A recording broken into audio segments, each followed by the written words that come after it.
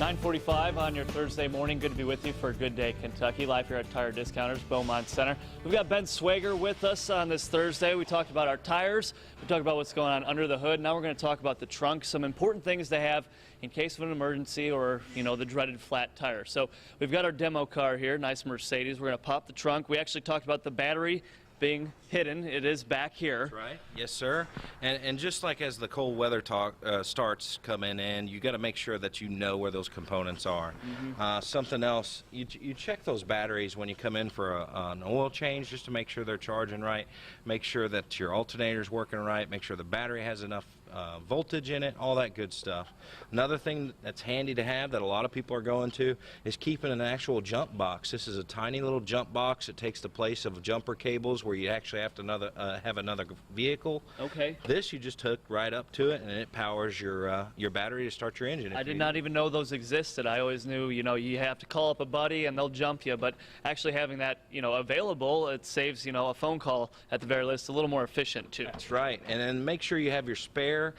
Make sure you have like a bottle of water, a spare jacket, all the tools you need to jack up that vehicle, get that spare changed, and a good first aid kit's not a bad idea to have in the back too. Yeah, you mentioned water. Always good to have food. You never know. Winter sneaks up on us here. Important to have a blanket and, you know, just in case of an emergency. And now this vehicle actually has a full-size spare, which is sadly becoming a rarity these days. Most of the time you've got your donut or even just a can of Fix-A-Flat. That's right. A lot of vehicles now don't have the space for it. So you're going to have a smaller spare that can fit inside the trunk or one that can fit in between the frames underneath.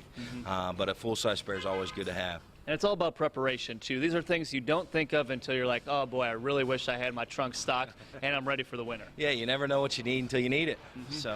Well, let's talk about shocks and struts. It's something we know they're there, not exactly sure what they do or how they actually wear or break down.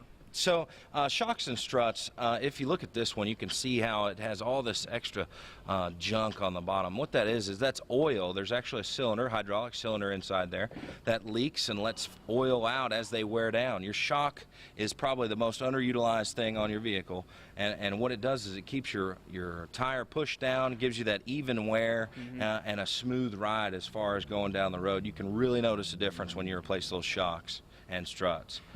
Also, as weather starts getting in, you have your brakes that we talked about a little bit earlier.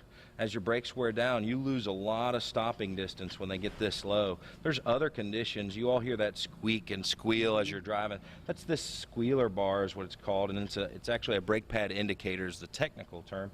But you hear that low hum and squeak as you start braking. That's an indicator. A lot of times there's other problems that won't necessarily present themselves with a noise, like for instance this pad's worn unevenly. Yeah, you can see that. Only this much of the pad was helping stop your vehicle, not a full 100% of that pad.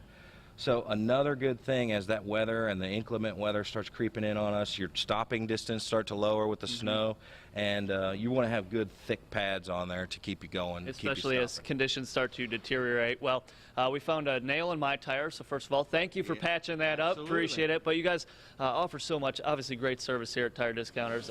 People want more info, wanting to see what's going on, find a location, where can they go?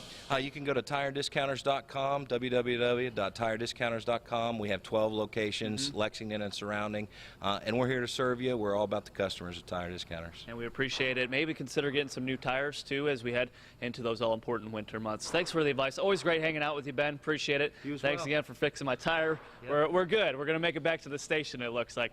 All right, Doug and Elise, hope you guys learned something and maybe take some of this and jot down what you should put in your trunk. All right, guys, back to you. Eric?